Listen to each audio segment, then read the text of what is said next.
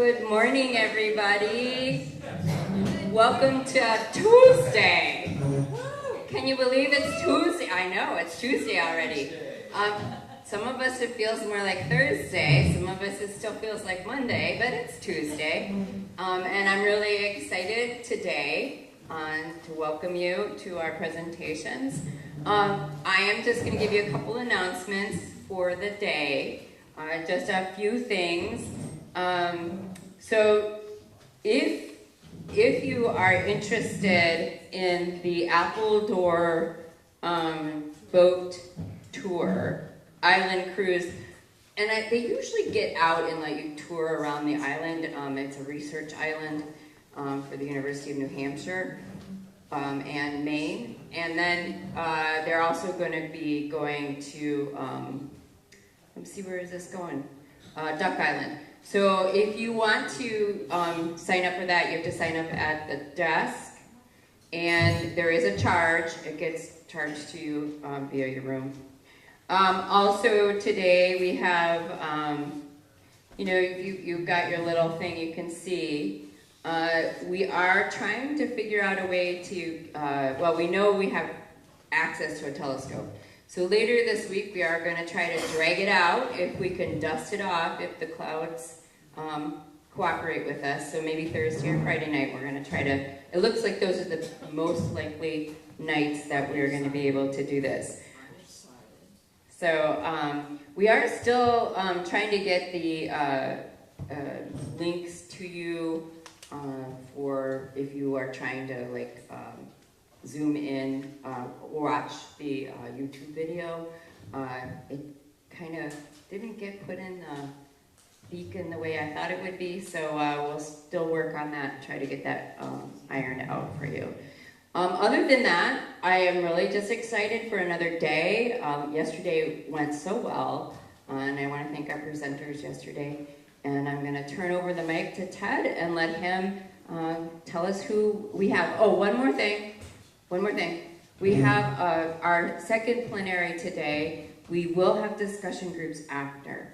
So in that way, when they have a discussion tonight, we have questions that both will be answering. Okay, so make sure you come for discussion group after both of our plenaries today. Thanks. Imagine that you are an astronaut and you're aboard a spaceship headed from Earth to Mars, and on Mars you're going to set up a colony and establish the first Martian chapter of IRAS.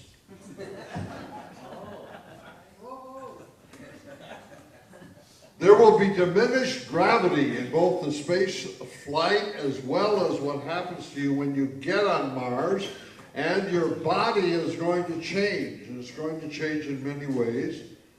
Most saliently, your bones will change. They'll lose a lot of their tensile strength.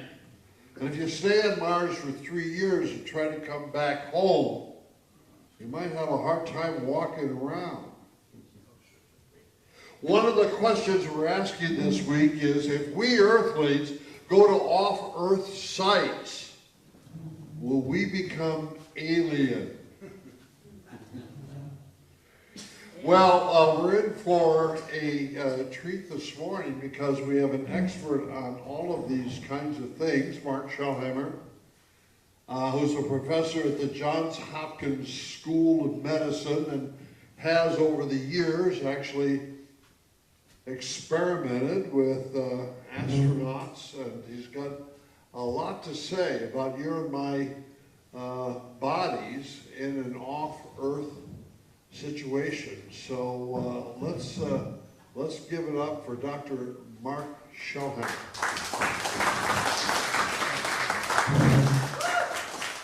Thank you, Ted. Good morning, everybody. Thanks for being here. Excuse me for just a second while I start my timer, which is a way to remind me to tell you a couple of disclaimers right at the beginning.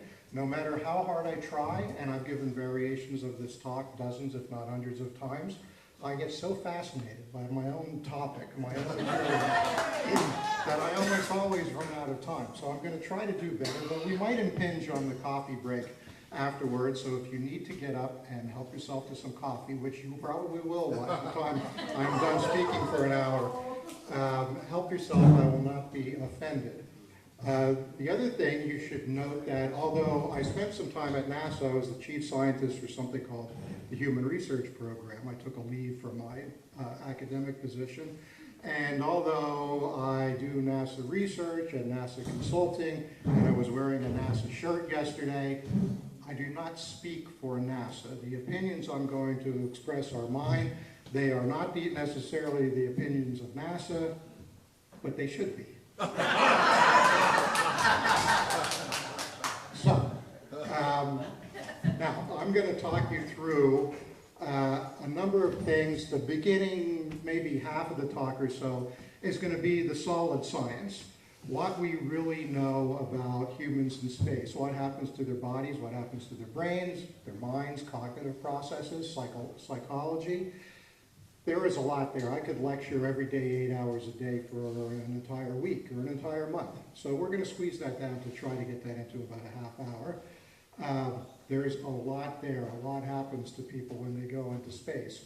Mostly, in the long run, benign, but we're not sure about some of it. And I'm going to conjecture at some point, who knows, I might even make some things up, during the last half or so, about what that might mean for extended space flights. When you start sending people into space long enough that you're thinking about settling or colonizing. Colonizing is a tricky word, but settling in space, staying there forever, generation after generation. And then what are the implications? And then what might that tell us? What might the changes that we do see in humans tell us about what we might expect from life forms that may be living on other planets?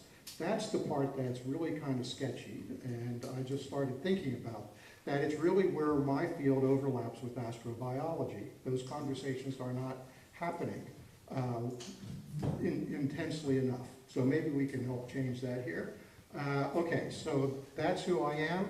I will emphasize again, even though I've been doing this as an academic researcher for just about 40 years, I was the thing that gives me the right or even the obligation to pontificate about what happens to people in space was the time that I spent at the NASA Human Research Program, where I got a very broad view and perspective of what happens to people in space across the whole portfolio of research, which we will touch on here. So first we want to talk about, when I talk about people in space, and then organisms in space, and other life forms in space, of course that covers a lot of territory, by which I mean we can be talking about in space, in deep space, in a zero-G environment. We can be talking about on planets or planetary bodies, asteroids, moons, things like that. But now I'm going to talk about what happens when people are actually in space in low Earth orbit. So a lot of the work that I'm going to be talking about, almost all of it, is performed and being performed right now in the International Space Station, which you see right up here. The International Space Station, really a marvel of engineering, permanently inhabited since November of the year 2000.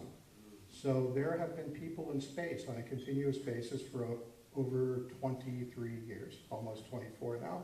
That's pretty remarkable. And obviously we're learning a lot there. Not the same people, of course, all the time. So right now the typical pace is that 3 or 4, now that SpaceX is flying regularly, 3 or 4 people go up, they spend 6 months on ISS. 3 months later, the group of 3 or 4 that has already been up there for 6 months come back. So there are staggered changeovers, and during the changeover, you might actually have a larger number of people on ISS, 10 to 11, which actually makes a difference because the CO2 level goes up when you have that many people in a confined space, which turns out to potentially be an issue. Depends on who you talk to. Okay, we'll get to that. We'll get to the CO2 issue. So, Space Station is a very busy place. Of course, They are in a zero-G environment. Now, okay, physicists here, I know that there is gravity in space. I know that if you are in orbit around the Earth or another body, you stay in orbit because of the gravity field, but I'm going to loosely say weightlessness, zero-G, even though they are in orbit. It's effectively weightless. The gravity field is offset by centripetal acceleration, or they're in permanent free fall, depends how you want to look at it.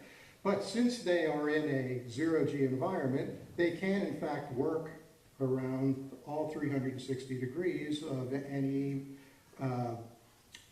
environment that they are in. So you see things here up on the wall, up on the ceiling, up on all the walls and the floor. This gentleman is obviously performing an experiment on behalf of the NASA Human Research Program. You can tell because he's got electrodes, he's got something in his mouth, so you can monitor oxygen intake, CO2 output, while he's on the equivalent of a cycle ergometer, a bicycle essentially.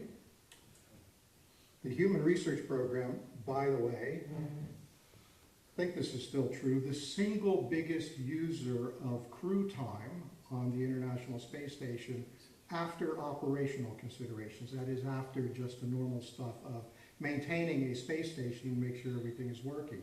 The next biggest user of crew time is HRP. I hope that's still true. And that's notable because crew time is the single most valuable, rare resource in space. These crews are extremely busy, they're working all the time. On the NASA side, they have timelines, and those timelines work in increments of 5 minutes. So they call it chasing the red line, because they have tablet computers that have the schedule on them, and they are just going all day. So we do not send people into space just to float around and enjoy the view. They are really busy up there. So, okay, so here's another HRP experiment. This is Scott Kelly, flew about 10 years ago or so, almost, on something called the 1-year mission, which was actually 340 days, close enough. Also something called the twin study, since his twin brother, stayed on the ground. I'll get back to that issue. Here he is giving himself a flu shot on orbit. Why is he giving himself a flu shot? Are we worried about people getting the flu in space? No, we are not. He's giving himself a flu shot because it's part of the twin study to apply a titrated, known, recognized perturbation to the immune system. His brother was doing the same thing back on Earth, and we could compare the responses of the two of them. So, kind of a clever experiment. Yet another example. That's Scott Kelly over there holding something to his eye. This is Mikhail Kornienko on the left-hand side, Soviet cosmonaut. Those are the two people who did the so-called 1-year mission, 340 days in space together. I think 2015 to 16 or 14 to 15, something like that. Now, what is he holding up to his eye? He's holding a portable ultrasound probe so that he can measure and monitor the shape of his eyeball. That turns out to be really important for reasons that I will get to in just a few minutes. Here is yet another example of the stuff going on the space station. This also goes back maybe 7 or 8 years ago. This is Kay Rubins, and she has just sequenced DNA in space. Why is it important? Well, first of all, why is it tricky? I don't understand all the technical details, but something about fluid flow in space and microfluidics and getting the fluid through the machine without it clogging, all that kind of stuff. So it's a little bit complicated to be able to do this, although sequencing DNA on Earth is almost trivial these days, and very cheap, very inexpensive. Why would you want to do it in space? Well, imagine you're on your Ted Peters excursion to the IRAS meeting in Mars, at Mars, and there's a solar flare or another radiation event of some kind, and you're worried about things having mutated on the spacecraft, microorganisms, anything and any funny little germs that might be living in your water or food supplies. Maybe you want to sequence their DNAs.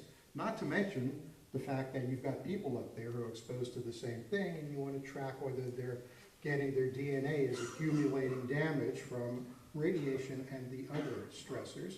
So there's a lot of stuff going on up there. How do you start to make sense of this and organize the research and organize your thoughts?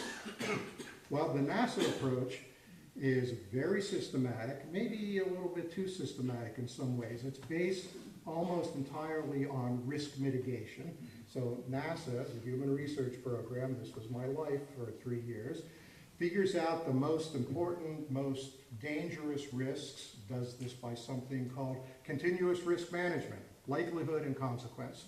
If it has a high likelihood, by which in this case they mean a more than 1% chance of happening on a mission, high likelihood and bad consequence, like you're going to kill somebody or incapacitate somebody on the crew, then it gets a red rating, and then there are yellow ratings and green ratings. It sounds a little gimmicky. It's really not. It's a great way to communicate the messiness of biomedical research in an operational engineering organization, which is the rest of NASA.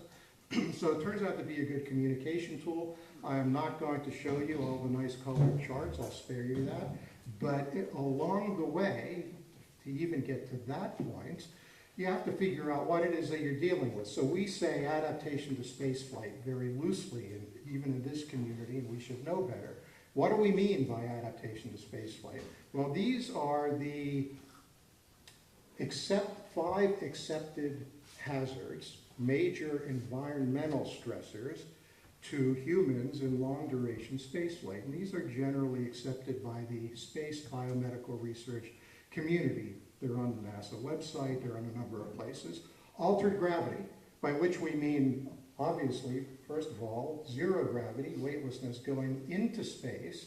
But then once people have established some amount of adaptation to being in space, over 3 months or 6 months, what happens? Well, you pull the rug out from under them by bringing them back to Earth.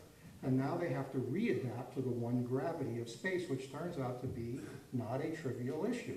We have no idea what that adaptation or readaptation is going to be like when these people land back on the moon. We have some idea because we did it in Apollo. But a trip to Mars, as Ted was alluding to, trip to Mars will be about 9 months on the way out, during which the bodies will be adapting to spaceflight. We are not yet ready to do artificial gravity. We can talk about that later if you have questions about it. So we don't understand completely what will happen after 9 months in space. And we really don't understand how bad that will be in a Martian gravity environment, which is 3/8 G, about 0.38 G, less than about a third of what we have on Earth. So it's not only 0 G, what happens when people are in 0 G, it's G transitions back and forth between G levels. That's when problems happen. Radiation. The radiation environment on the Earth and low Earth orbit is fairly benign because the atmosphere protects us, the magnetic fields protect us, the Van Allen radiation belts. So we're pretty good here, and even on low Earth orbit, you get outside of that protective belt, deep space, cislunar space between the Earth and the Moon, the radiation level goes up dramatically. We don't really know to what extent this is going to be a problem for astronauts. It will almost certainly lead to an increased lifetime risk of getting cancer. But you know, you've gone to Mars. So for many people, that is a fair trade-off. The other way to make the trade-off is you send people who are a little bit older. Sounds like a crazy argument, but when they come back, they will not live long enough, in many cases, to get a late-stage cancer decades on. Okay, there's other reasons to send people who are a little more mature, because these are going to be very demanding missions that are going to call not just for endurance and strength, but judgment and wisdom. So it used to be that people flying into space, so the first three people to go to the moon, Apollo 11, to the first 2 people to land, Armstrong and Aldrin. Mike Collins stayed in the command module, 1969. They were all 39 years old at the time. The average age now of the first flight of an astronaut to the space station is in the mid-40s. Partly because there's not so many flight opportunities, because we're not flying at a regular pace. If you're sending people up for 6 months at a time, do the math. You're not flying a lot of people each year. And there's astronauts who are ready to go. So There's a backlog. But still, the training takes so long, and you want people who, you're going to be living with them for 3 months or 6 months, you want to know something about them. So training takes quite a while. But otherwise, for radiation, I'm not going to talk about radiation that much, frankly, because I don't understand it. It's really complicated, and depending on who you talk to, and I've talked to people on both sides, they're friends of mine, it is either the single most important showstopper for a mission to Mars, or it's of no consequence at all. And these are people who are researching in the field. And we don't know for sure because we don't have the evidence in humans.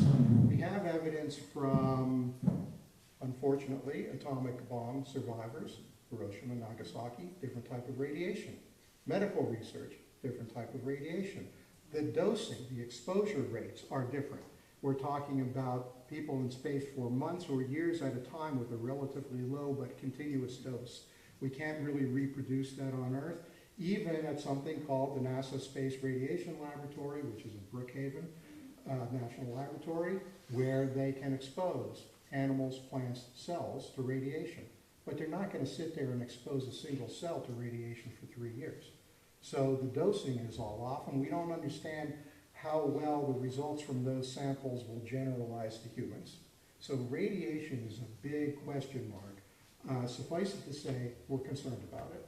There can be not only lifetime chronic risks, increased cancer incidence, but if you happen to be in space when there's a solar flare, a solar particle event, you can have acute effects, radiation sickness, other effects, bad news.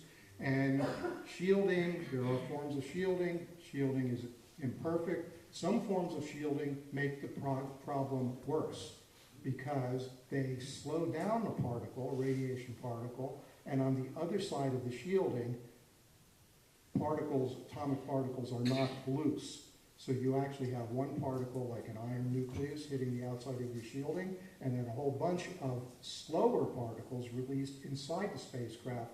They're slower, and therefore they spend more time passing through the body and deposit more energy. So it's a really complicated problem. That's probably all I'm going to say about radiation. It scares me. Distance from Earth.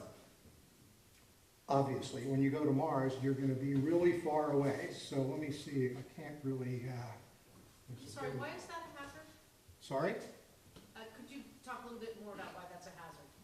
Sometimes it feels like it could be a benefit. Bless That one. Why is distance from Earth a hazard? Just a quick. Yeah, no, I'm definitely getting to that. I'm just trying to, there it is. So we're talking about distance from Earth, we have to put that into perspective. I'm talking largely about a Mars mission, because that's the thing that I spend a lot of my time thinking about. It focuses the mind. It's the next most realistic thing that we're going to do after going to the moon. Still, we're not going to do it for 10 to 20 years, most optimistically. We've all seen pictures of the Earth from the moon. Apollo 8, Apollo 11, Apollo 17, the blue marble, a number of things. Very compelling. This is actually, the backdrop to all my slides, is a view of the Martian landscape from one of the Martian rovers. What does the Earth look like from the moon?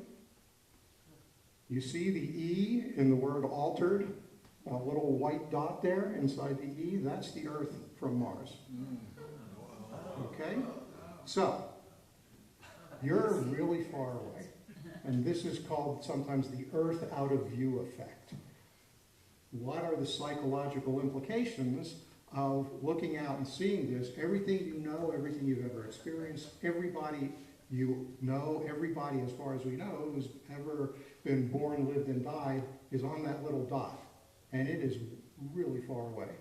And by the way, strange thing about a Mars mission, because of the trajectory physics involved, once you start a Mars mission, going to be 3 years most likely, like I said, about 9 months on the way out, 9 months on the way back, a year and a half or so orbiting Mars, landing on Mars, various combinations of that. But once you get to a certain point in a Mars mission, you are going to Mars. You do not have the propulsion capability to turn around and come back. So you're committed. Now, I don't know where that is. a week in, a couple of months in, something like that. So you've got your crew of 6 and you've trained together for years and years and years, and you're all looking forward to it, and somebody gets sick and dies 3 months into your mission. The rest of you are going to Mars with a body bag. So distance from Earth starts to really focus your mind here. You have to think of these things, a lot of these things ahead of time, including things that we can take for granted here on Earth. The other thing distance from Earth does, it starts to mess up your communication.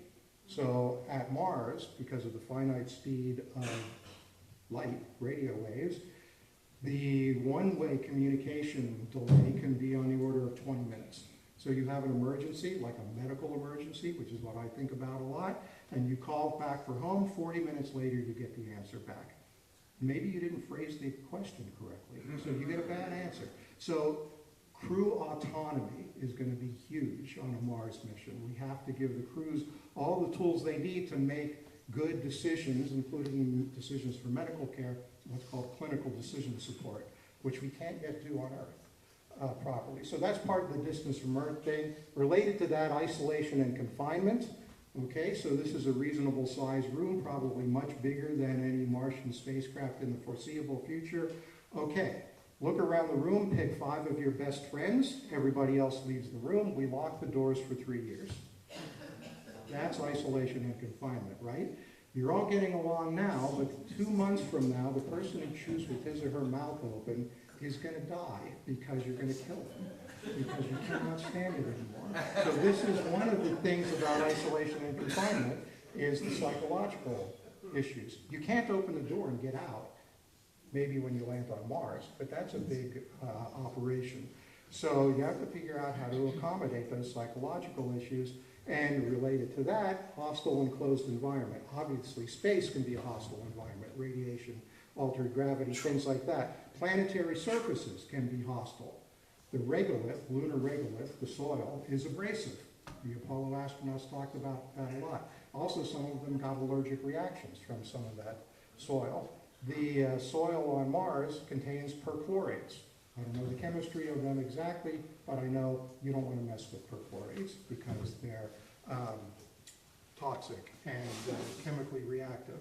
So these are the major hazards. And from each of those hazards, a whole bunch of things evolve in terms of the different body systems. Now, I'm going to go into a few of these body systems. Suffice it to say that just about every system is impacted. So think of your favorite body system. Okay, think of your second favorite body system.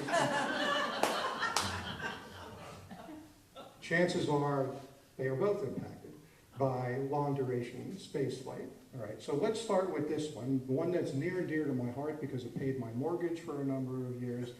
Neurovestibular effects. This is the vestibular system, the balance system in the inner ear. That's about half of my research is in that particular area. Has to do with balance, coordination, space motion sickness, which astronauts still suffer from on a regular basis.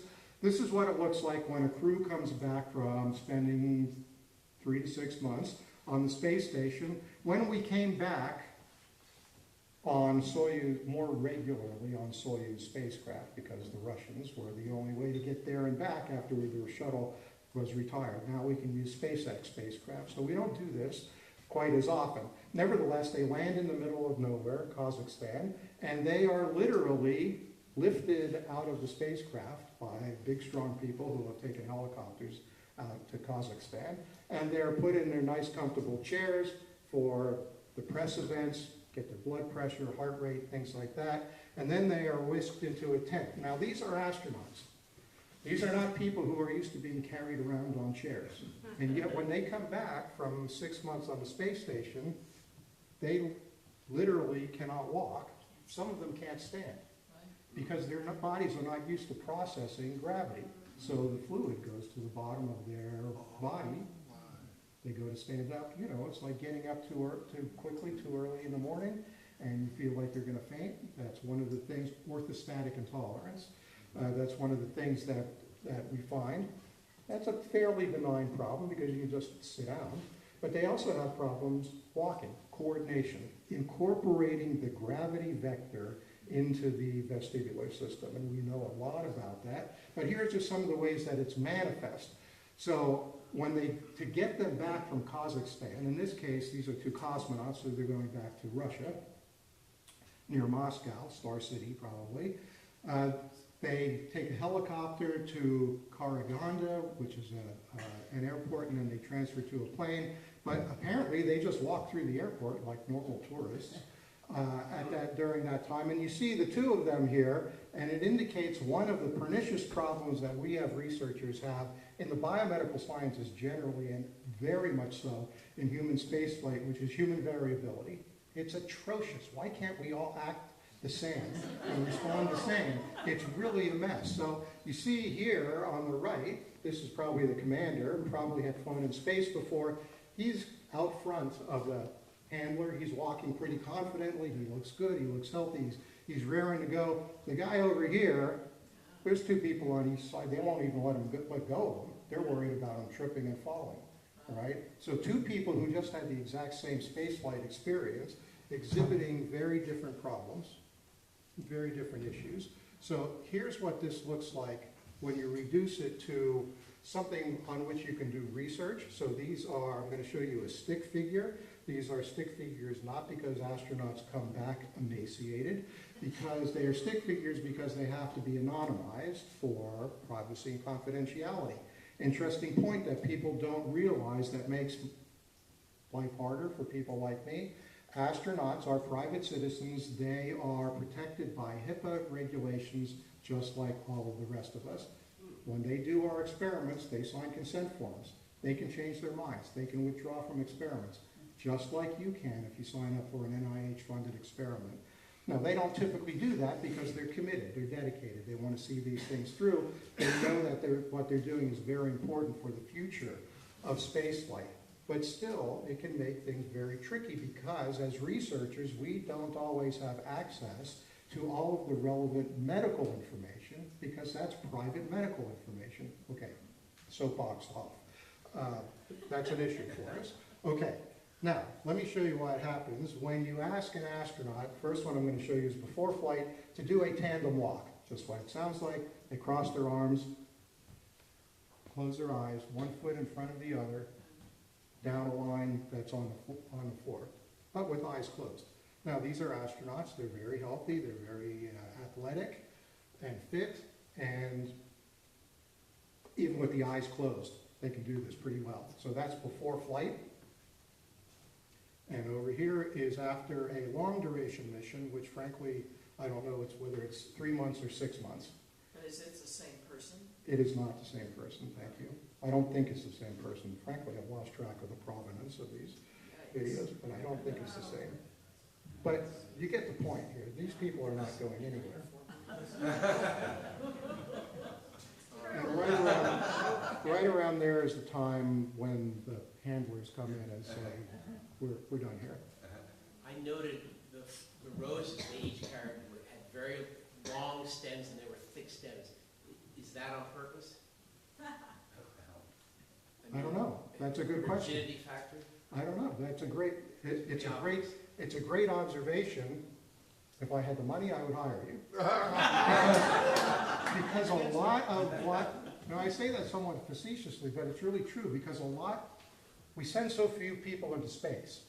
And even now, after 60 some years of sending people into space, it's been fewer than 700 people that have flown into space. And guess what? They all don't do human research program experiments in space. And if they do, the experiment changes over time. Or you'll do 6 people, where a clinical trial on Earth has thousands, and then they'll stop doing that experiment and do a different experiment. So this is not what they call a large N problem. This is not a big data problem.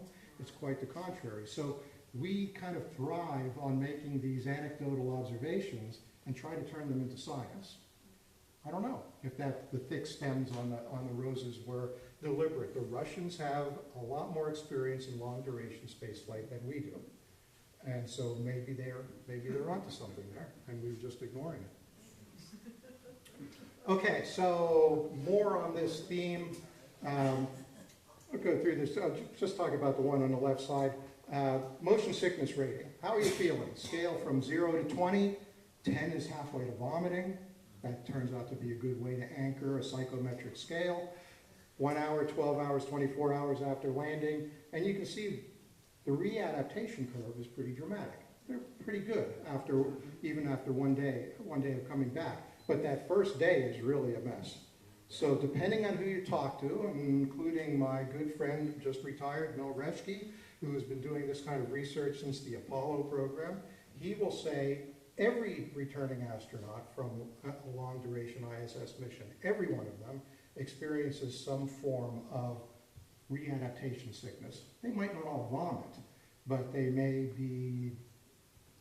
have coordination problems, they may be nauseated, they may show balance problems, spatial disorientation, and these are not problems with muscle strength.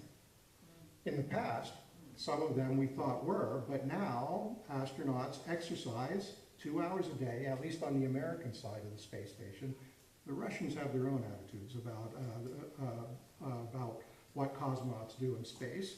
And there's another segment, there's something called the US operating segment, USOS on the space station, something called the Russian segment. And there's intermixing between them, but they run their own show. But at least on the US side, 2 hours a day, 6 days a week, that astronauts will exercise so that they can come back and really do anything at all. Bone, muscle, cardiovascular system, those are obvious ones that get deconditioned when you're in space for a long time for obvious reasons, because you're not fighting against gravity. So, believe it or not, even though I tell my wife this all the time, even me standing here, I am exercising. She still insists that I get on the treadmill. Nevertheless, this is exercise. My body is fighting against gravity right now. In a zero-G environment, your body doesn't have to do that. Body is very efficient. We'll get back to this idea. It sheds what it doesn't need. If it doesn't need the muscle strength and the muscle mass, it will get rid of it. Why carry that metabolic load that you don't need? And this used to be a big problem. This is just showing, I'm just going to pick one example over here. These are the different body areas, so trunk, ankle, knee extension, knee flexion, just different muscle groups and different exercise devices, IRAD and ARAD. IRAD is the interim resistive exercise device, ARAD is the advanced resistive exercise device, and T2 is the treadmill. So this is just meant to show the fact that from the blue symbols to the purple or lavender symbols, there's an improvement overall. But the yellow line is the pre-flight baseline. Still, generally, on average, there's some decrement when they come back, but it's not that much, on the order of maybe 10%. So it's not a muscle strength problem in terms of being able to stand and move around when they come back. It's a coordination problem. It's a vestibular problem. But this also shows another example of the extreme variability that you see in space. Some of these people above the yellow line, some of these people come back better than they were before they flew, because not all astronauts are exercising 2 hours a day before they fly. I can relate to that. All right, same idea for bone density. Now, bone is very interesting. Ted mentioned bone. Bone is one of the common things that people ask about. It's the one that they hear about. It's one that is not completely resolved. Astronauts do lose bone mineral density. That's what, if it's up there, I think there's a BMED here somewhere. Anyway, different locations, pelvis, hip, trochanter, femoral neck, lumbar spine, and again, different eras of space flight. So you can see on the Mir space station back in the 90s, 2000s, and then interim resistive exercise advanced, and then ARAD, the advanced device, plus bisphosphonates, osteoporosis medication. Right? So you can see when they get to that one, those green triangles, they're really doing pretty well. So bone mineral density itself is actually pretty well controlled now in space. But that's not the whole story, because there are generally speaking, two components of bone. There's the outside part, which is called cortical bone. That's the part you see when you look at a picture of a bone. There's the inside part, which is called trabecular bone. It's like a honeycomb structure that gives bone its strength. It's largely the cortical bone that, it's largely the trabecular bone that is lost. Even if it's lost, cortical bone will sometimes come back when astronauts return to Earth, but once trabecular bone, the inside part, is lost, it's lost. It doesn't come back. So we don't know what to do about this. So bone mineral density, the integrity of the minerals, the calcium, is not a one-to-one match to bone strength. And it's really bone strength that we care about. This turns out to be difficult because we don't have a good terrestrial population model for this. The most data we have from bisphosphonates, exercise trying to maintain bone strength and integrity, is from older people with osteoporosis. Astronauts are not older people with osteoporosis. So we don't know how to generalize from one population to the other. All right, I'm just lamenting my problems because these are things we deal with in my field. This, by the way, is the advanced resistive exercise device. They have this up on the space station. You can see the image here, and that's what it looks like on Earth. Do I need to say the obvious? We're not going to take this to Mars, right? So, as my boss at NASA used to say, you have to take a device that's about the size of a car. He drove a Mini Cooper, so this is about the size of a car, and turn it into a device about the size of a bread box, which is pretty much what they're going to have on a Mars spacecraft. To be able to exercise a crew of 4 or 6, 2 hours a day. That's a lot of wear and tear, month after month after month. Okay, let me give you yet one more example that'll go into a little bit of detail because this is very interesting. We talked about the effect of gravity providing a stimulus for the bones, the muscles, cardiovascular system. So I'm exercising just sitting here, just standing here. The other thing that gravity does is it tends to draw fluids to the lower part of the body. This is the problem you get with fainting. Well, there is, we call it lack of a hydrostatic gradient in space, right? Fluid will redistribute throughout the body. It's like being supine, laying down in bed for a long time, months at a time. And actually there are studies, it's called extended bed rest, that try to mimic some of the deconditioning effects of spaceflight by having people in bed 6 degrees head down tilt so that you get the fluid flowing up to the head. But fluid will redistribute blood, lymphatic fluid, cerebrospinal fluid, which is what surrounds the brain and spinal cord, something called lymphatic fluid, which is the waste processing facility from the brain, will shift generally headward, up to the torso, up to the head. Well, when it gets up to the head, there aren't too many places for it to go because the skull is pretty hard. So here's what you're seeing here. This leads to some very interesting problems, which are very concerning, and this is a very hot area of research right now. So first of all, you see over here Story Musgrave, legendary astronaut on the Earth on the left-hand side, in space on the right-hand side. You can see his face get puffy. We've known this for decades, right?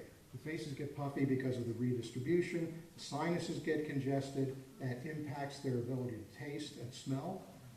Tabasco sauce is very popular in space because of that, because it cuts through that. So they like that. They like hot and spicy things.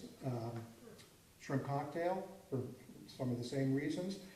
So that goes up to the head, and kind of fast track through the rest of those slides. Where does that fluid go when it makes its way up into the cranial vault, as we say, around the brain? Well, the relief valve turns out to be, one of them, turns out to be the sheath of the optic nerve.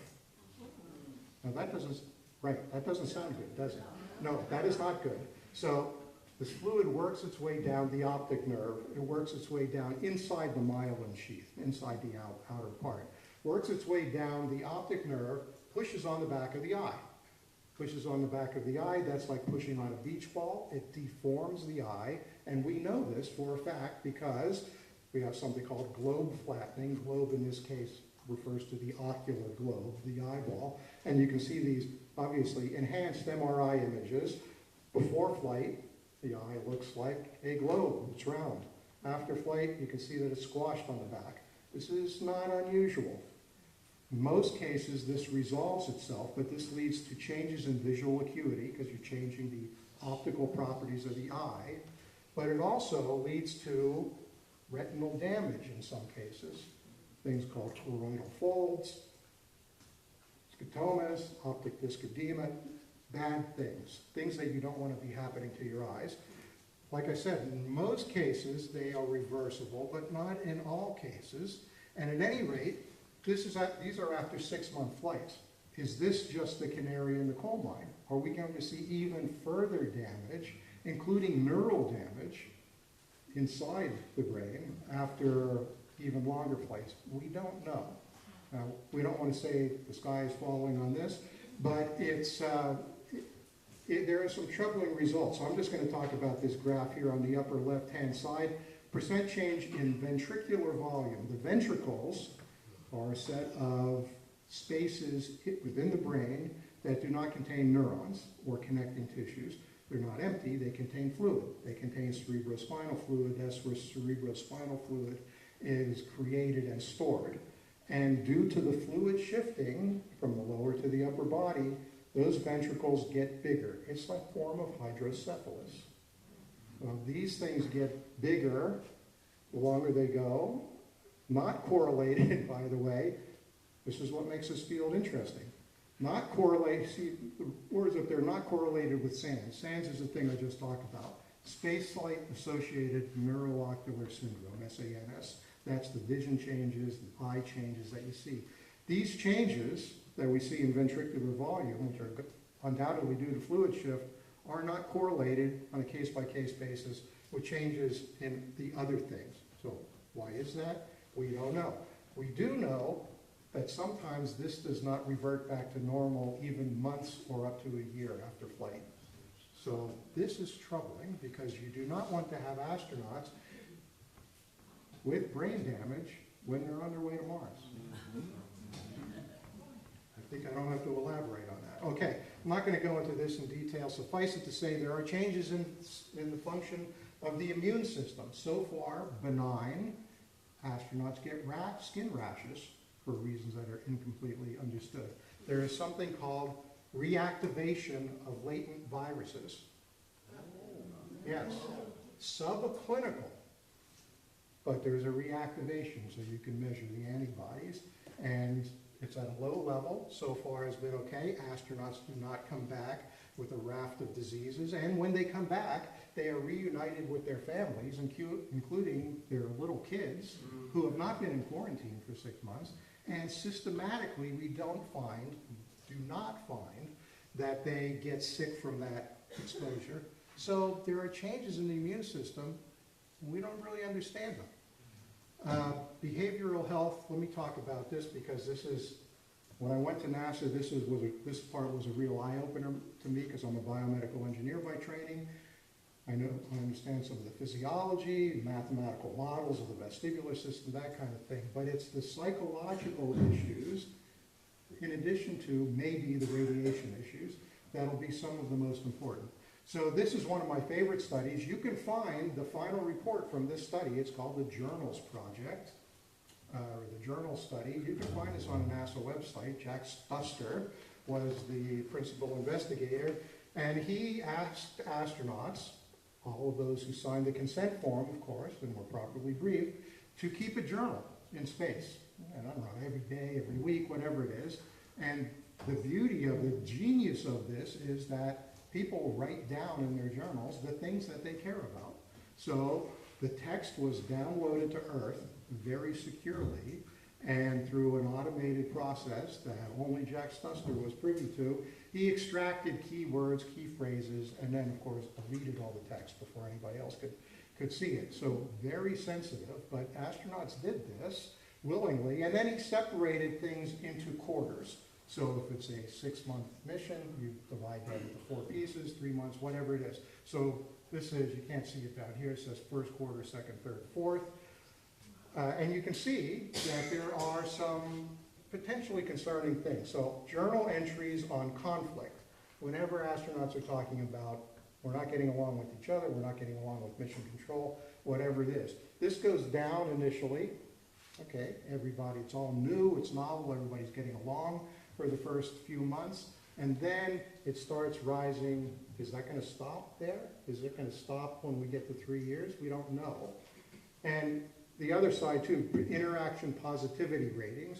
You take the good things that people said, like we're all getting along, which is great, we're at the peak of our professions, we're doing really important work, and subtract the bad things, like you're going to kill these people because they're eating with their mouth open. And that's a net positivity, and that's starting to go down. Interestingly, these do not exhibit something called the third quarter effect, which is widely known in a lot of isolation and confinement studies. It's probably what you're experiencing right about now, because we're near just about the third quarter of my talk. Maybe, yes, you see what I'm talking about, right? The first half of the talk, you're saying, this is going to be so great, we're going to learn lots of new stuff. The last quarter of the talk, you're saying, I can smell the coffee already, this is good. I have something to look forward to. That third quarter, it's like being a junior in college, right? It's not new and exciting anymore, and you're not a senior, you just want to get it over with. Well, that's seen in a lot of studies, as long as people know how long the thing is, whether it's an hour, whether it's 6 months, a winter over in Antarctica, about 8 months or so, if they know how long it is, it's typical to experience this third quarter effect. For better or worse, that's not what we're seeing here. There's the third quarter. That's not where things get the most bad. Could be good, could be bad. The point is, it doesn't look like other things that we understand. So then you get some concern about it. Here's another one. This was supplied to me a number of years ago, may be published by now by Dave Dinges at the University of Pennsylvania. Very crude at this point. It was just like preliminary data. He just said asked astronauts to report on a VAS, visual analog scale, a line, a number line from 0 to 100. What is your current stress level? Whatever you mean by stress, whatever incorporate into that measurement, it's not normalized, it's not compared to a baseline, actually very rudimentary. Nevertheless, you can see that this is troubling, right? After 6 months, their stress levels are increasing dramatically, and Dave Dinges, of course, being a good researcher who wants to get more money to study this, took the liberty of fitting a cubic polynomial to this, which means that by the time you get out to a year in space, their heads are exploding. Now, astronauts' heads do not indeed explode after a year in space. So what's going on here? Are there limiting processes involved, deliberate or innate? Then astronauts just start to pace themselves and realize that I'm going to have to slow down here and take it easy. We don't know. Okay. Let me see here. I think I'm going to skip that. Let me go to this. Oh, sorry. Did I hear something about the twin study? We can talk about the twin study. Okay. Jeez, people are fans of the Human Research Program portfolio. I'm not used to that. Okay, so the twin study.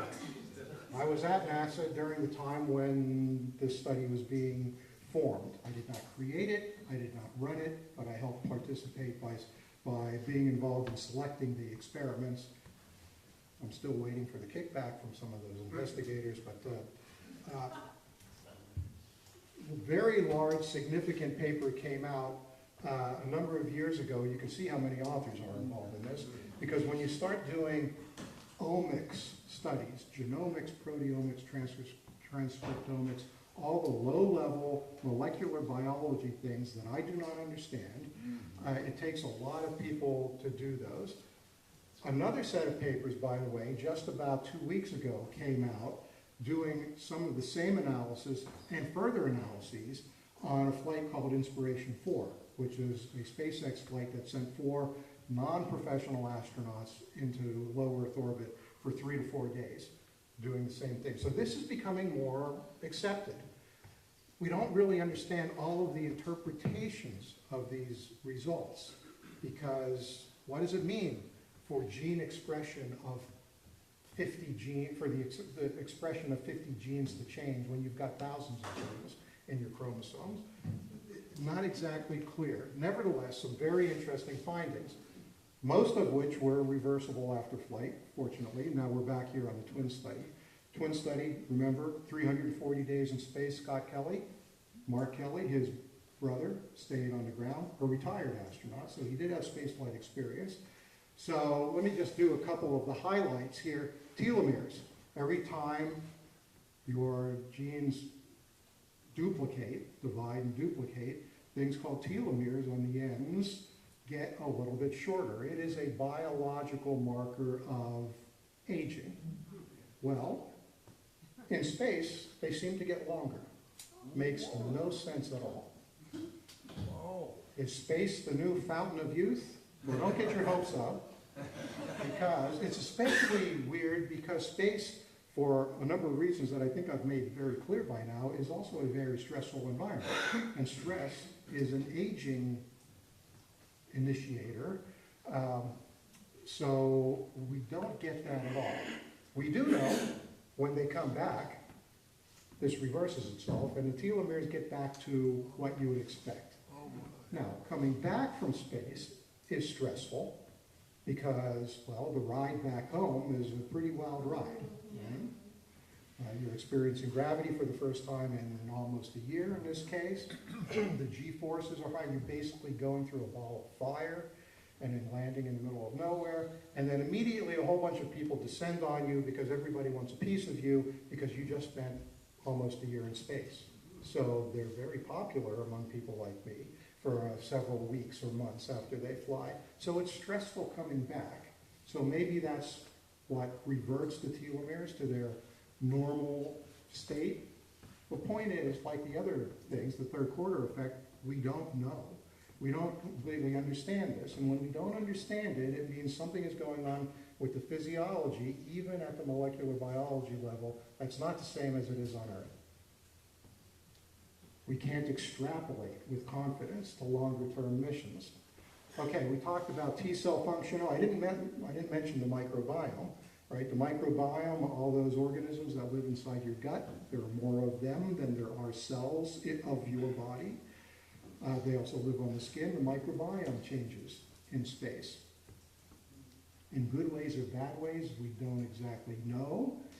There are some troubling indications that the microbiomes of individual astronauts tend to become more alike. So the diversity of the microbiome change because you're living with the same people, you're sharing microorganisms. So you don't get the diversity. And one thing we know from biology is that diversity is a pretty good thing because if something wipes out a particular set of organisms or capability, you have redundancy. You have other things that can take over. So if everybody's microbiome is starting to be the same, there's a potential for disaster there, and a radiation hit maybe, or if somebody has to take antibiotics, which have a nasty habit of wiping out the microbiome as part of their job. So does it come back to normal?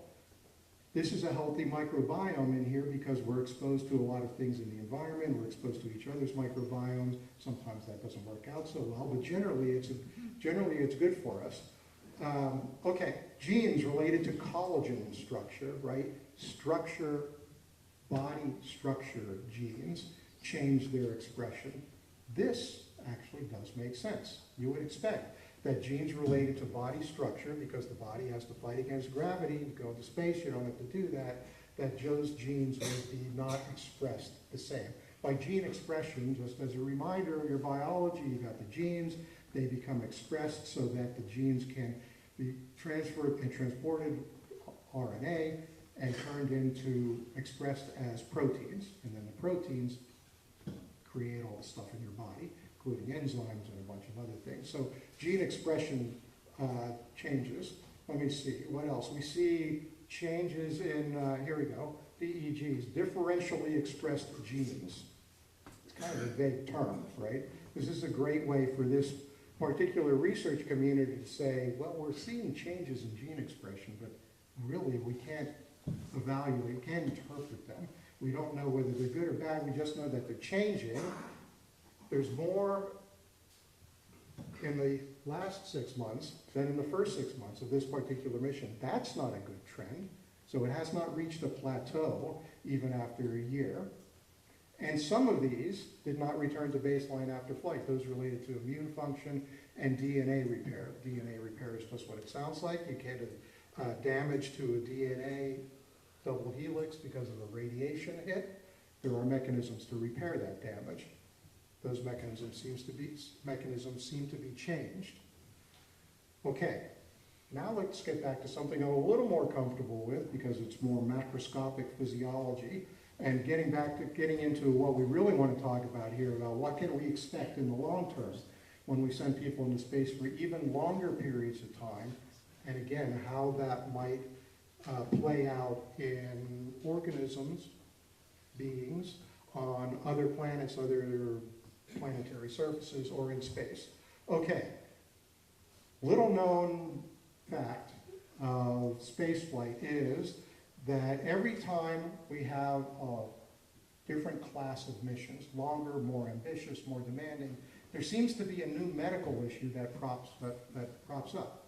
So in the early days, orthostatic intolerance, fainting when you stand up, was not noted in the initial flight. This goes back to the early 60s, right? The Mercury program was not noted until the longer flights, 9 hours and 34 hours. All right, in retrospect, it makes sense.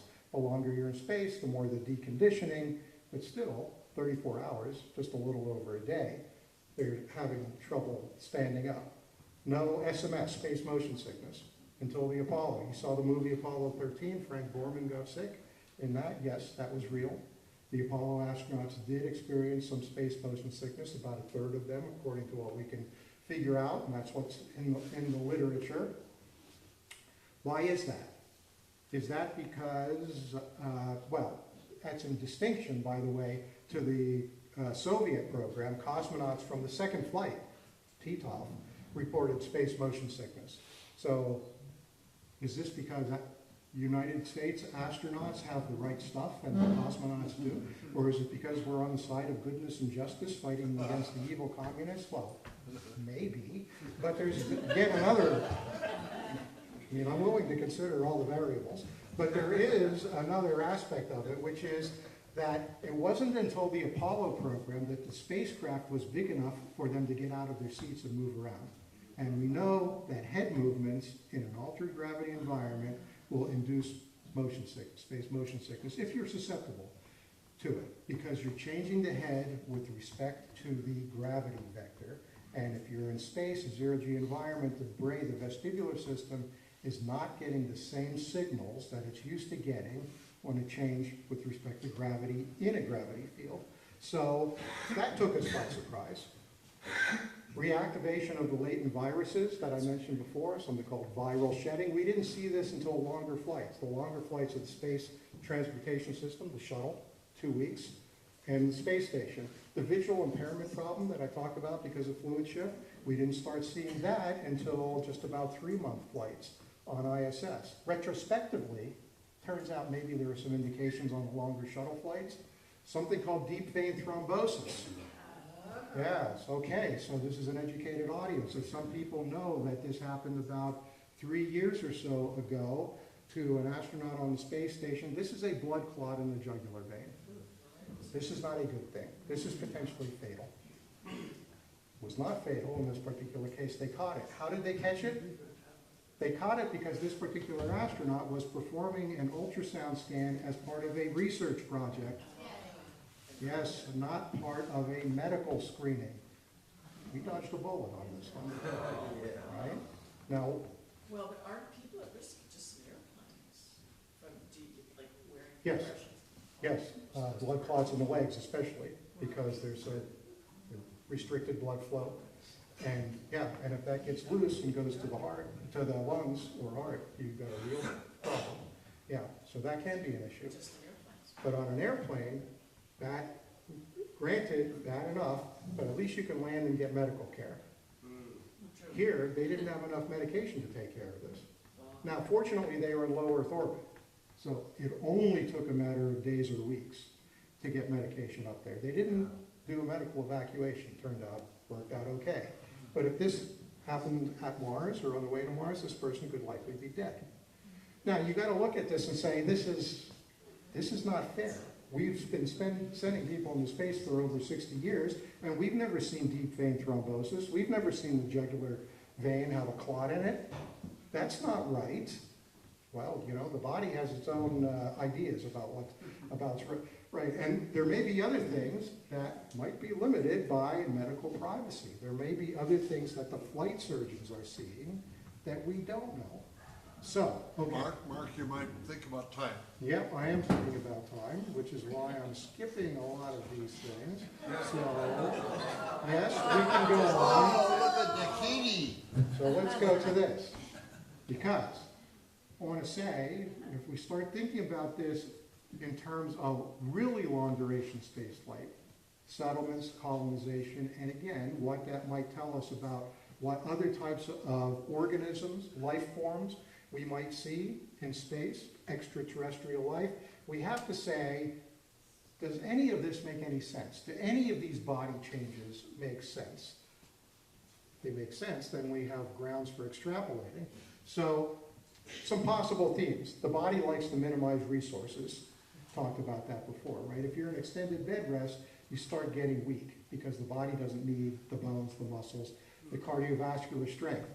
It does that to minimize metabolic energy. Why keep those processes around? The body seems to do the minimum necessary for each particular problem. The body is not an engineering optimization system, right? It's just trying to get by without spending a lot of excess resources. Different body systems might adapt differently. They all have different time courses. Some are more critical to life than others. The vestibular system adapts relatively quickly because you need to be able to get around and orient yourself. Bone loss continues for months when people are in space. Some changes may occur just because they are coupled to other ones. So if something changes, so for example, possibly an increased incidence of kidney stones. Why? Because you get rid of the calcium from the bones, it's got to go somewhere, goes into the blood, goes into the urine, potentially gets stuck in the kidneys. Then you got a problem. You do not want to have a kidney stone in space. So two broad categories: appropriate adaptation to an unusual environment, kind of what I've been talking about. Otter is one of the vestibular changes, but bone, muscle, cardiovascular, things like that. Fluid loss consequent to fluid shift. The fluid shifts to the upper body. The sensors in the torso indicate that, well, you've got a lot more fluid in you than you used to, because this is where the sensors are. So astronauts have a lot more urinary excretion. This makes sense. It might not be good for them to lose plasma volume, to lose fluid volume, but it does make sense. And then there are things that we just don't seem to make sense, or we just can't figure out.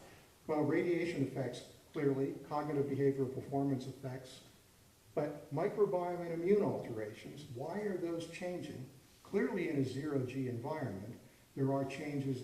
There's no sedimentation, there's no convection, there's change in the ability to clear waste products from cells, so you might expect those could have an impact, but you're also in an isolated and confined environment with very little microbiome diversity, or microorganism diversity. So we don't understand those changes and some coupled responses like I talked about before. If you were to extrapolate those, what might we expect? Here, in the last 5 minutes, I'll tell you the most important part of the talk, but it's the conjecture part, the part that I'm making up. So, so we can revisit this in the evening discussion section, or I'm happy to stand here all through the coffee break if people ask me a question. You're excused, but I'll do that. So let's look at some of the places where we might actually send people or look for other forms of life. So these are just some of the this came from Wikipedia, some of the planetary, let's say, bodies in the solar system. And you can see there's an awful lot of things there that have a gravity field that is less than that on Earth. So, in fact, we might detect things that have responded to a reduction in gravity. It's almost a zero-G environment. The exception, of course, is the sun, which has apparently a very high gravity field. I don't think we have any plans to land humans on the sun anytime soon, unless, of course, we go at night. Okay, so, yeah, thank you. Have to explain that, Joe. Yeah, no, I didn't hear. Yeah.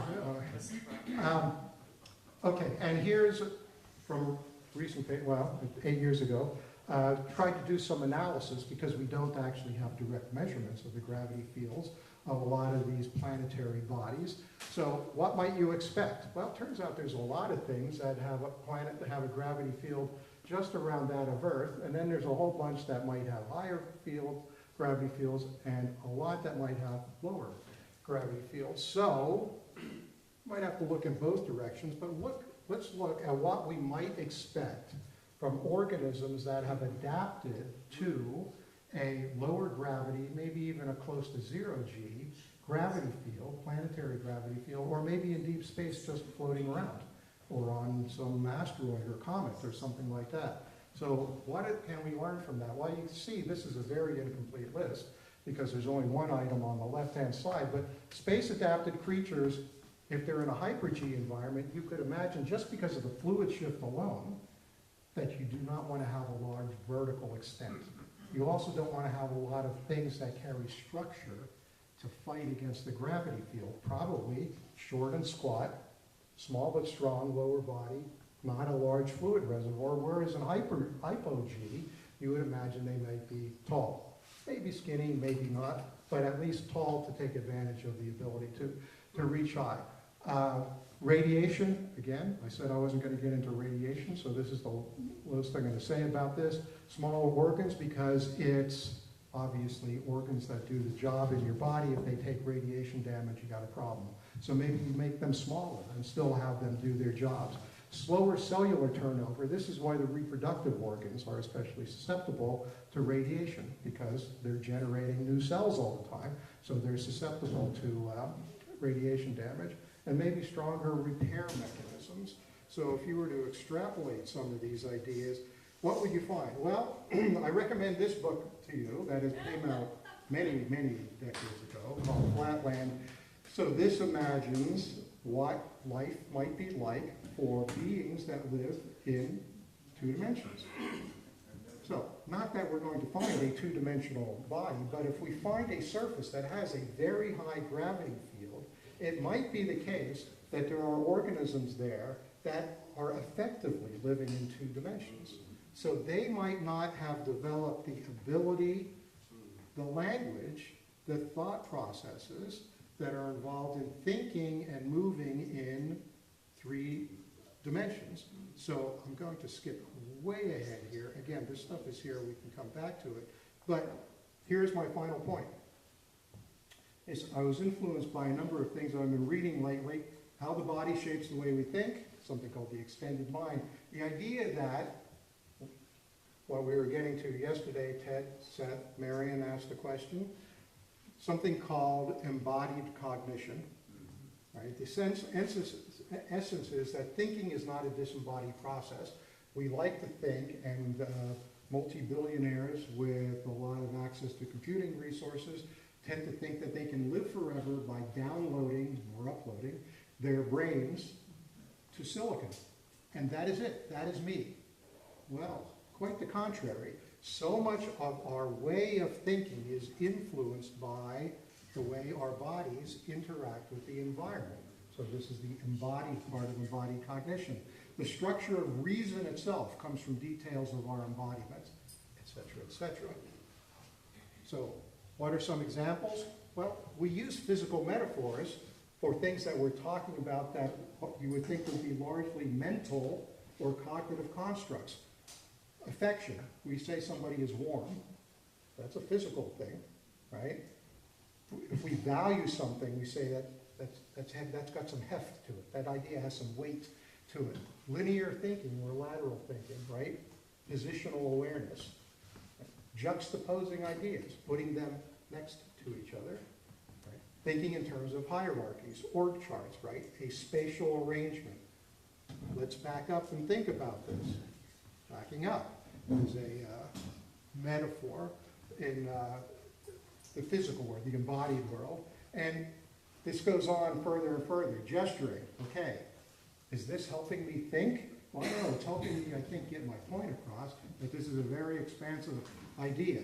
So Jessica, obviously, base 10 arithmetic, right? Where did that come from? It doesn't have to be. Mathematics in our culture does not have to be base 10. Music's base 8. Study of Thank you. intervals, base 8. Music base 8. So 10 digits, 10 fingers, right? There are things that we just don't even think about that have been influenced by embodiments.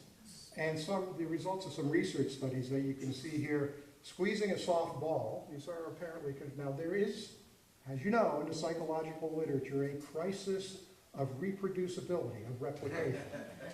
And that comes up in some of these studies. Nevertheless, I'll mention them briefly. Subjects who squeeze a soft ball are more likely to judge gender-neutral faces as female. Softness, right? Subjects who hold hot coffee while conversing with somebody tend to judge that other person as charismatic and trustworthy, and vice versa. This makes no sense, right? People lean forward when imagining the future. Now, these are in controlled, presumably, studies. Motor experts, right, people like wrestlers, people who work with their hands, prefer motor processes versus visual for mental manipulations of objects, mental rotations of objects. Performance drops if their hand movements are inhibited, right? If you tie my hands together behind my back, I'm not going to be able to speak. That's the idea here, right? It's the embodiment part is so important. So are there things about physical adaptations to space as reflected in some of those ideas that would affect cognitive function, language, and thought? The idea being that gravity and the other stressors, maybe radiation, I think in terms of gravity, could impact body morphology, which might impact spatial reasoning two ways, right? Either going to 2 dimensions or becoming more expansive and using 3-dimensional space. And that might impact language, thought, abilities. If we want to try to even understand, let alone communicate with possible extraterrestrial intelligence, if it even gets to the level that it can communicate, it might be wise to be thinking about these things, that it will have developed that intelligence possibly under a completely different environment that we don't understand, just like they don't understand ours. Mark, Thank you. we've got a time limit here. I'm done.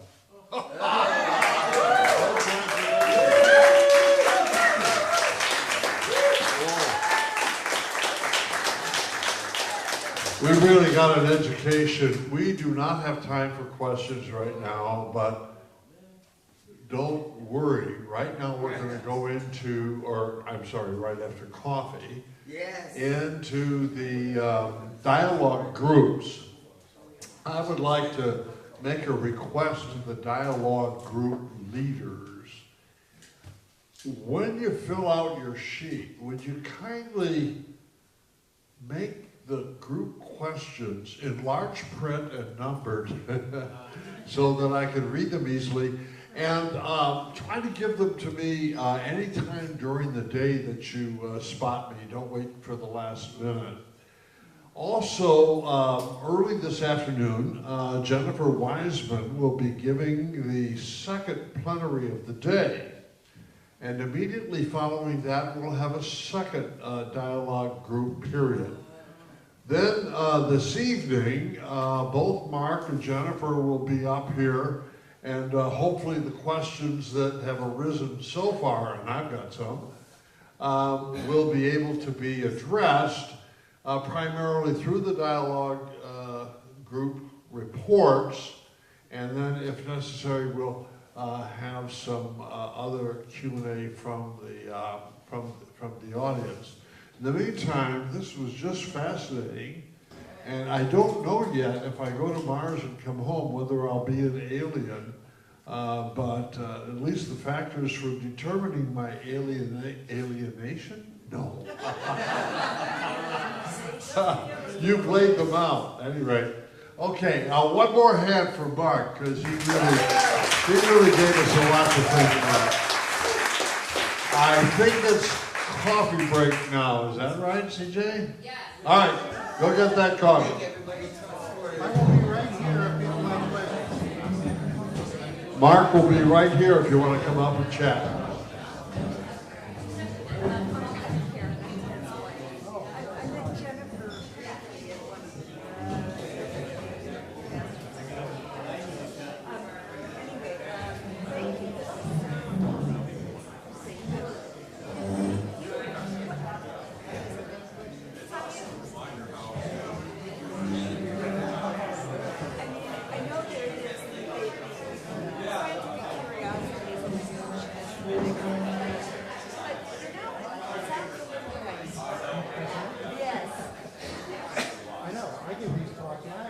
sometimes. Yeah. And there's a slide that I might make it, and I skip over that. I have to go online.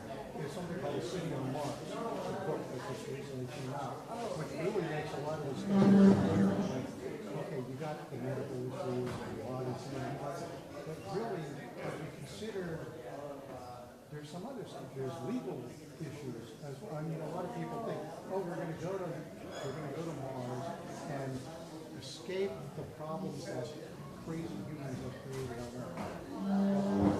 Chuckle, chuckle. You're just going to bring, first of all, you're just going to reproduce. What's going to lead us to believe that we're not going to reproduce?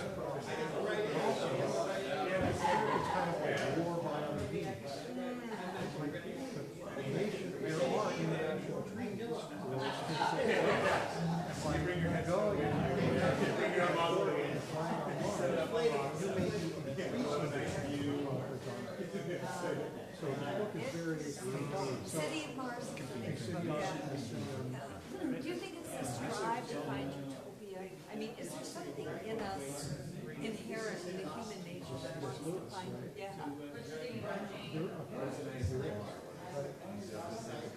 History says, history comes from me. I won't say it's a lost cause, but it's not a panacea. We haven't figured it No, out. but I think every new generation kind of does it.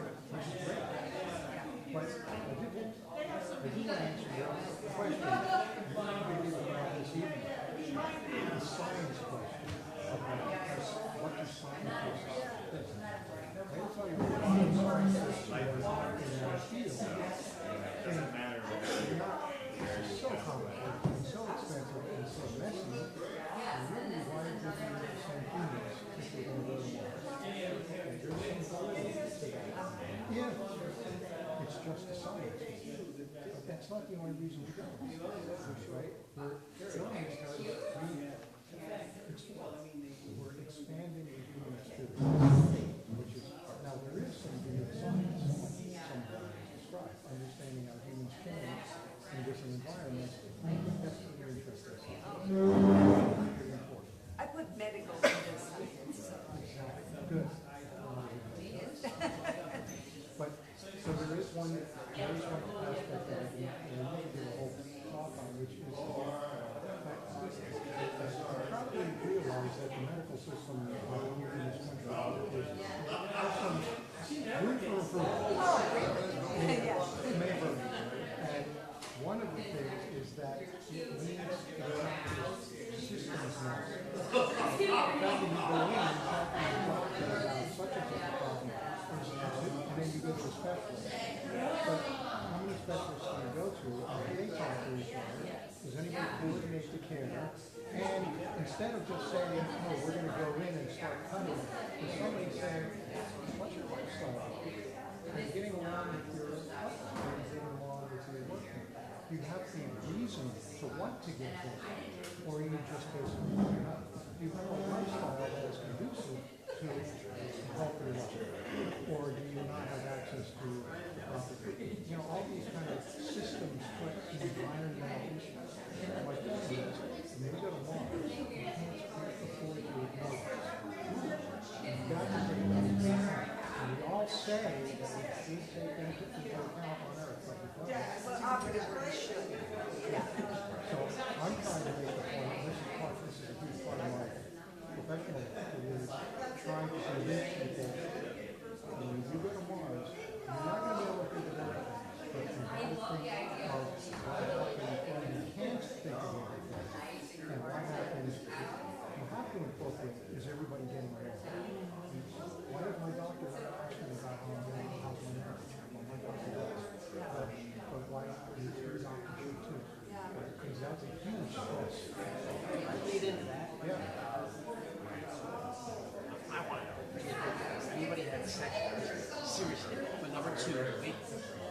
I gotta believe NASA has to send men and women to Mars. To what extent do they figure out that?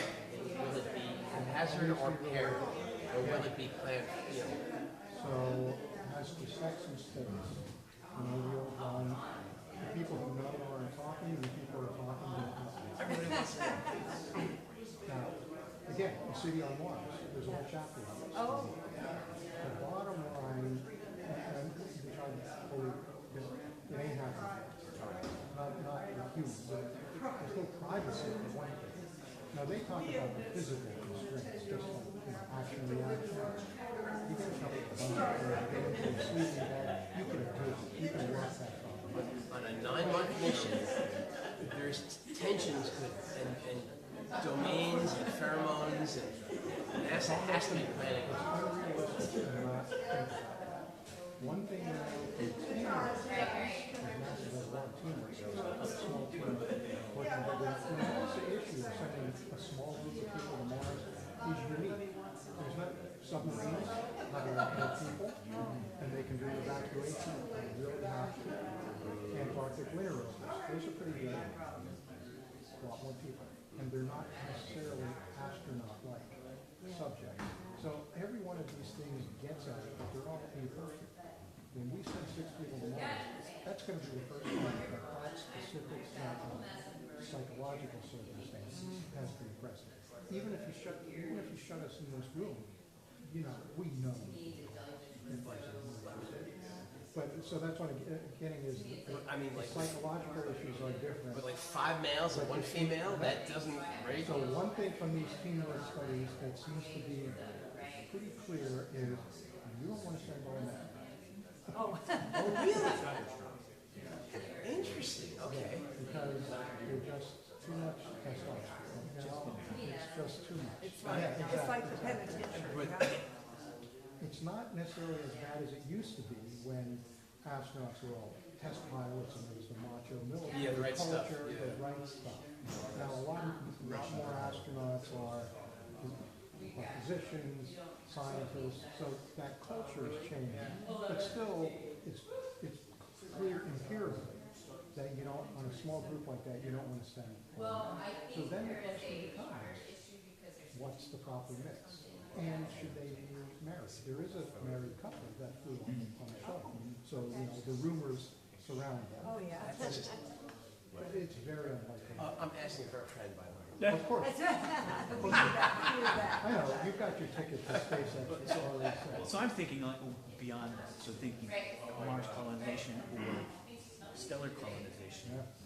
What happens to what happens in pregnancy? What happens to how is evolution going to happen? So you get the taller bodies in low gravity, like they talked about in the Expanse, or Wall-E, the bone So if that structure happens, changes. you're How not quickly coming, does that happen? you're not coming, first of all, you're not coming back. Right. Well, right, Well, but if landing back on Earth. these adaptations occur, right? I mean, if you stay in space without exercising even for a year or two, chances are you're gonna have a really, really bad time. Pain. It may be unethical to bring you back. Well, what do you think the time period is when that's true? Depends on what the countermeasures are, right? So if they're really exercising and they're really on dietary supplements and all that kind of stuff, probably several years.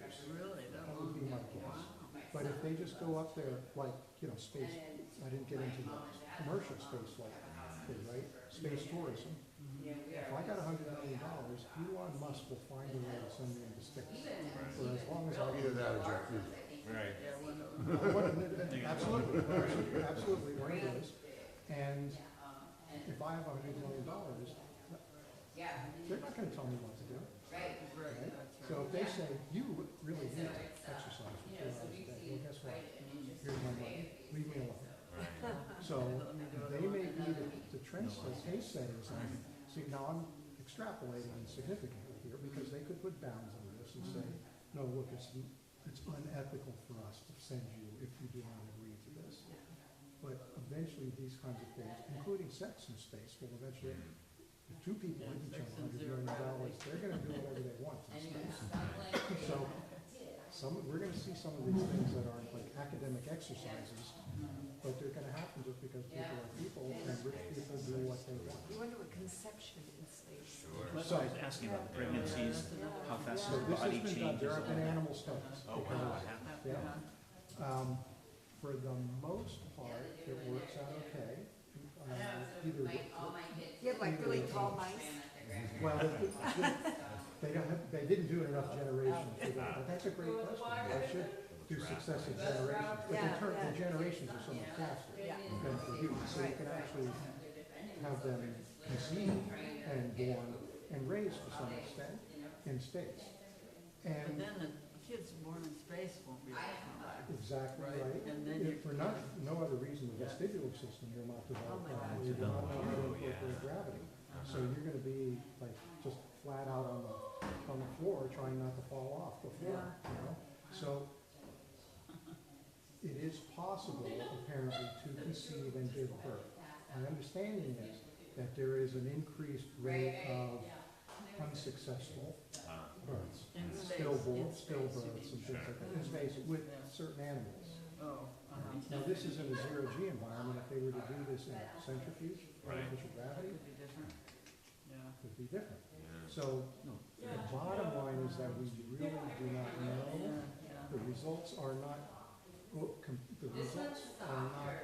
dramatically better.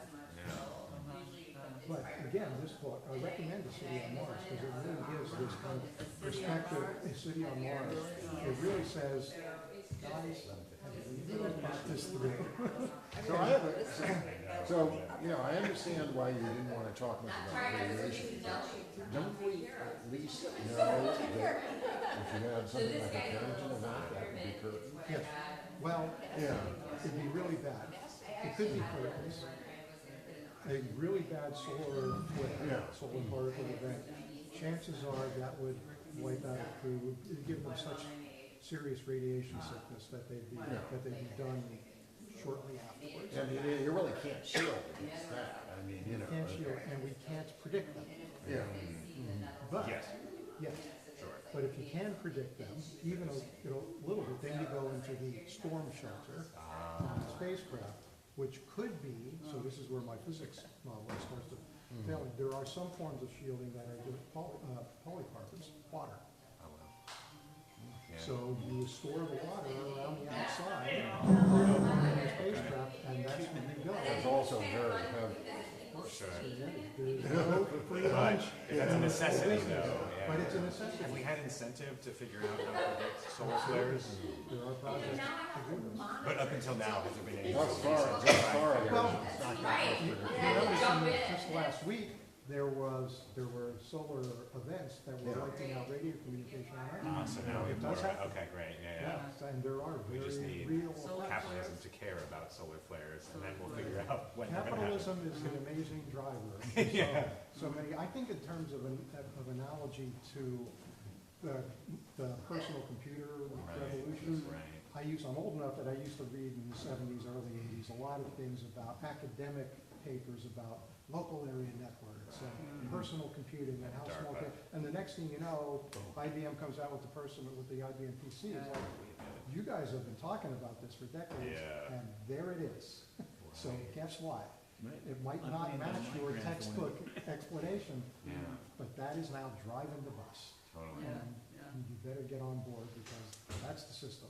Now, I'm not saying, obviously they did benefit from the academic exercise, all that stuff. But it really capitalism took off. will The minute we, drive it. can make money So off of we can solar talk flares. about that. We can Or the have minute we this- start losing money because of solar flares. That's right. We'll figure out when these solar flares We are can talk happening. about all these things, and Yeah. guess what? We'll wake up one day and find that Elon Musk has done it. And then we'll say, well, I think We'll I have just an before app on our gamers phone. read some article, he started another new company. I can't even remember oh, what he it is. probably did. Every other He's got month. a- Yeah. But it reminds me, Yeah. I know you have a question, because Sure, no, I no, can't, please. I gotta get this joke in. Yeah. Hitchhiker's Guide to the Oh, Galaxy. yeah, right? Yeah. There's a line in there where the philosophers were going on strike, Yeah. and they said, what's the point of debating year after year after year whether God exists if you turn on this machine and it gives you his name and address? Like, we're out of jobs here. Yeah, right, right. And Yeah. we demand rigorously defined areas of doubt and uncertainty. But that's the idea here, right? Right. We talk about this stuff, and say, oh, what are we gonna do? Woe is me, how can we gonna find it? And the next thing you know, Elon Musk may just do it. Sure. And we will Well, say, it'll be a oh, scientist that's that he the- takes credit for, realistically speaking. Well- That's someone on his payroll Right. that he has, But- yeah. A lot of this is couched in terms of very serious ethical considerations, and Yeah, rightfully yeah, so, sure. because it's been so far largely government funded. Right. So now it's a societal thing. Right. We all have a dog Interest in in this this. fight. Right. to some extent.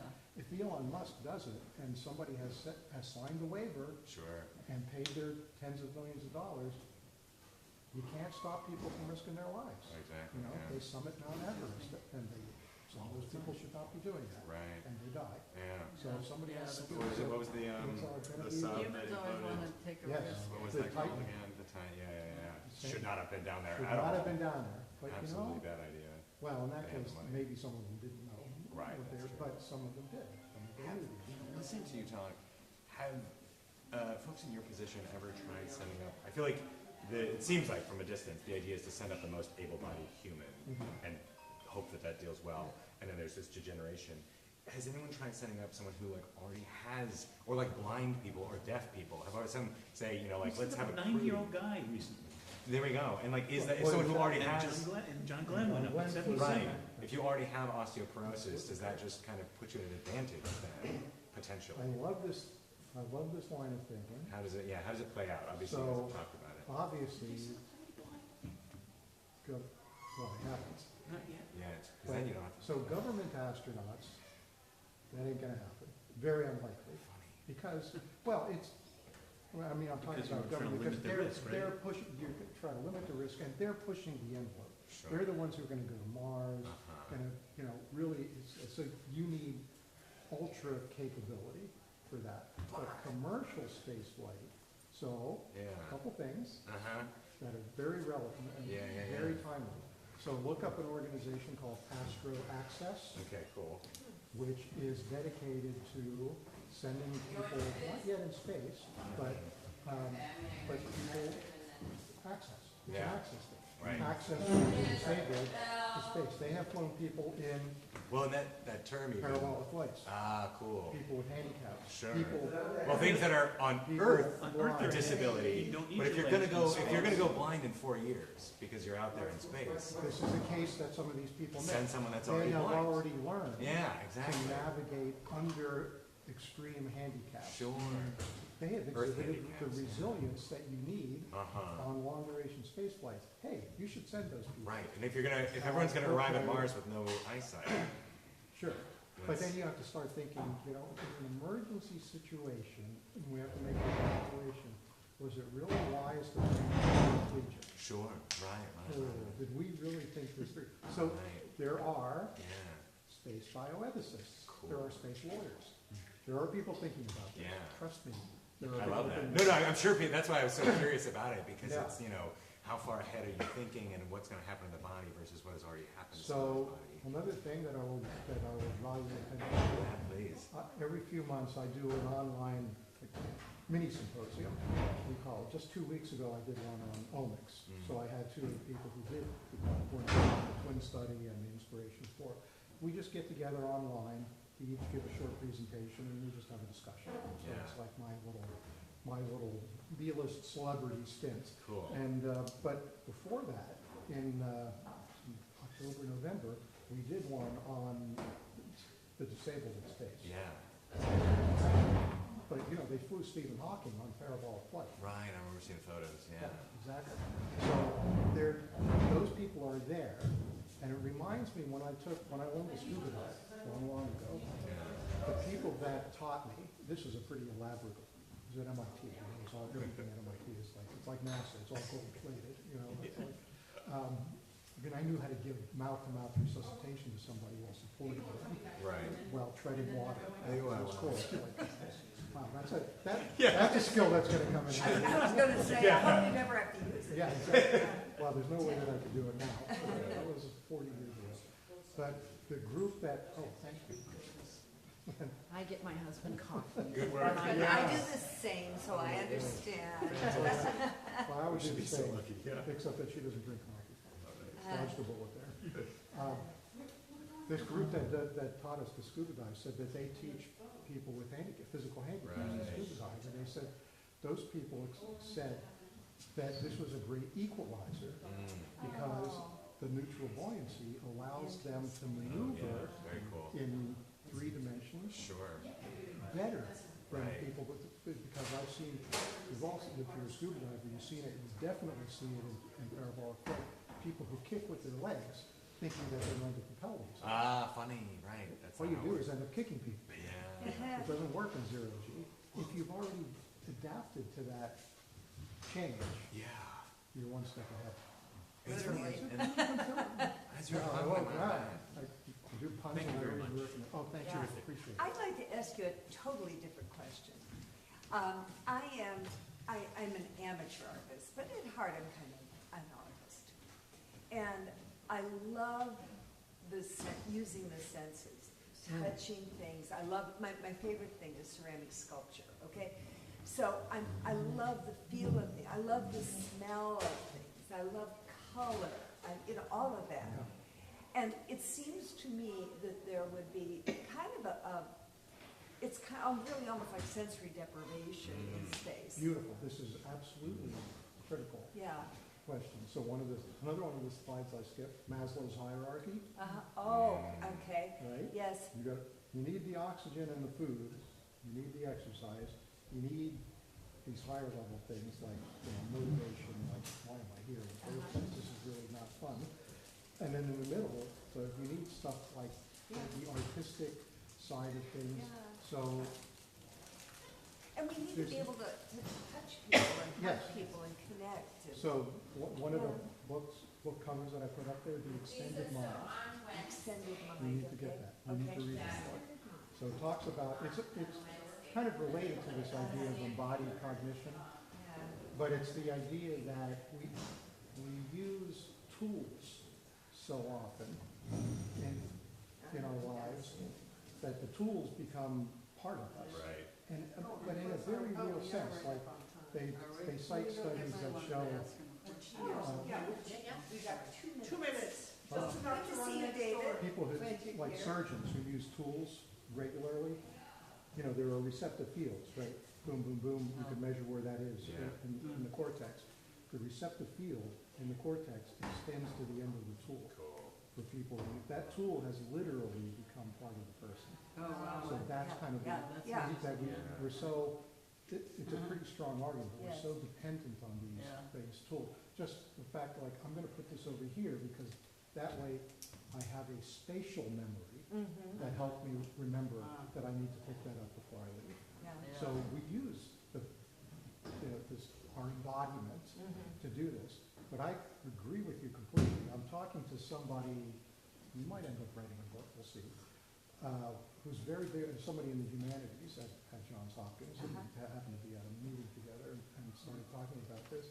And we're really making this point very strongly that Yeah. especially when you start sending non-professional astronauts, non-government astronauts, you want to send people who have the language to report back to us. Good Interesting. point. Poets, Yeah. authors. There is something called the overview effect, Interesting, yeah. right? The overview The thing, I've overview never heard effect, of yeah, that. Frank White coined it, and Okay. he wrote a book Mhm. about it. The overview effect is this sense that a lot of astronauts, even professional astronauts who, they have jobs to do, they're not up there touchy-feely, but a lot of them, well, majority of them are professional astronauts, because those are the most of the people who flew. But the overview effect is this guy, it's almost a cliche now. Oh, I looked down and I didn't see borders. I didn't see Yeah, I didn't see political that's a big borders. thing, yeah. And all I Yeah. saw was the Yeah. fragility of her, Right, right. and I got this overwhelming, for some it's a real Yeah. spiritual Yeah. experience. this That's our home. overwhelming Edgar Mitchell, sense- I think. Edgar Mitchell, Yes. exactly Yeah, right. yeah, exactly. Right, the yeah. sense that this is our home, Mhm. and we ought to we're all in protect this it, yeah. together, and why can't we do better? Yes. Kumbaya. Kumbaya. There we But go. it's very real Yeah. to them. Oh, no. And in some It's cases, a it real changes their experience, lives. yeah, It's and a it real actually thing. looks like that because there aren't any borders from space. Exactly. I mean, it's amazing. There are yeah. And geographical you wonder borders, why but we not do, political. we have all these borders Right. from around here. So That's is called there some way to virtual capture sense. that? If you would give people the right training, Yeah. artists, poets, authors, they arguably have some of the same training. But also, another thing that you're getting at, I think, is interoception.